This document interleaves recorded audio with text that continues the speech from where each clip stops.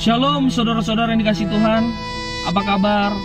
Saya berharap dan berdoa kita semua dalam keadaan yang baik-baik saja.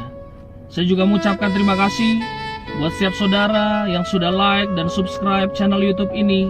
Saya berharap kiranya setiap konten pada channel YouTube ini dapat memberkati dan menginspirasi kita semua. Nah, pada kesempatan kali ini saya mau berbagi sharing kepada setiap kita tentang doa yang dijawab. Mengapa doa yang dijawab sangat penting? Karena banyak orang yang rindu doanya dijawab. Dan mungkin selama ini doanya belum dijawab. Oleh karena itu kita mau belajar apa kata kebenaran firman Tuhan tentang doa yang dijawab.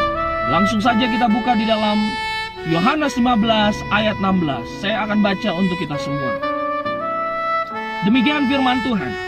Bukan kamu yang milih aku, tetapi akulah yang milih kamu.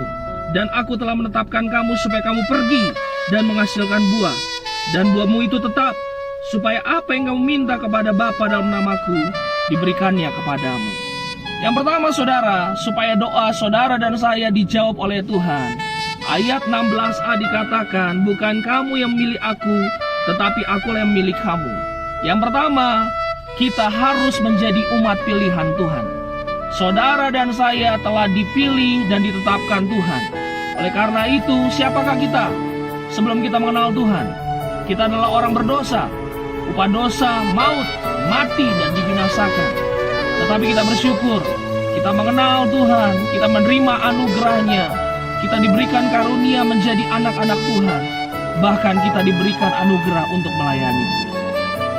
Oleh sebab itu, saudara dan saya harus bangga dan menyaksikan iman kita di tengah-tengah dunia ini. Dimanapun kita berada, kita harus bangga menjadi umat pilihan Tuhan. Yang kedua, ayat 16b dikatakan, supaya kamu pergi dan menghasilkan buah, dan buahmu itu tetap. Yang kedua, supaya doa kita dijawab adalah berbuah. Berbuah ini ada 4. Langsung saja yang pertama adalah bertobat. Kalau saudara saat ini masih terikat dengan dosa, saudara saat ini masih kompromi dengan dosa, firman Tuhan kali ini menghimbau dan mewajibkan, bahkan mengharuskan kalau saudara doanya mau dijawab, saudara dan saya harus bertobat. Bertobat dari setiap dosa apapun. Perjudian, kemabukan, perzinahan, kriminal, atau bahkan gosip. Gosip juga salah satu dosa. Kita ngomongin orang, kita ngata-ngatain orang, itu juga adalah dosa. Di Amsal dikatakan, di dalam banyak bicara pasti ada pelanggaran. Tetapi siapa yang menahan bibirnya berakal budi. Oleh karena itu, saudara jangan gosip. Hindari perkumpulan, pertemuan yang suka ngomongin orang. Amsal berkata, lebih baik teguran yang nyata daripada kasih yang pura-pura. Artinya apa? Kalau saudara ada suatu unek-unek dengan orang lain, saudara ada unek-unek dengan siapapun, lebih baik kita ketemu orang itu langsung, sampaikan, cerita dengan baik-baik, daripada kita manis di depan dia, tetapi di belakang dia kita kata-katain, kita jelek-jelekin, dan kita bahkan tidak pernah bertanya, berbicara langsung kepada orang tersebut. Tapi dengan gampangnya kita mengasumsikan bahwa orang tersebut negatif. Nah, ini jangan kita lakukan, saudara. Kita juga harus bertobat dengan namanya dosa gosip. Dan semua dosa yang ada, yang pernah kita lakukan, kita harus tanggalkan dan tinggalkan.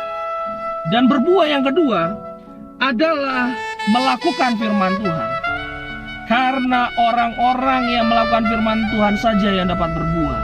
Mendengarkan tetapi tidak melakukan tidak akan pernah berbuah. Bahkan firman Tuhan berkata, kalau kita mendengarkan tetapi tidak melakukan, kita sama saja menipu diri kita sendiri. Oleh karena itu, saya berharap saudara dan saya adalah orang-orang yang menjadi pelaku firman Tuhan. Dan buah yang ketiga adalah mengenakan sifat Kristus. Saudara dan saya setelah kita terima Tuhan, kita ditargetkan harus serupa dengan Yesus. Karakter kita, hati kita harus serupa dengan Kristus. Oleh karena itu ikuti teladan Yesus. Bagaimana Dia dalam berdoa, bagaimana Dia ketika Dia disakiti, bagaimana Dia ketika Dia diperlakukan tidak adil. kita juga harus lakukan yang sama. Gampang? Tidak. Sulit memang. Tapi saudara dan saya mau belajar bagaimana sama seperti Yesus. Dan buah yang keempat berarti memenangkan jiwa. Saudara dan saya, setelah kita terima Tuhan, kita harus memenangkan jiwa.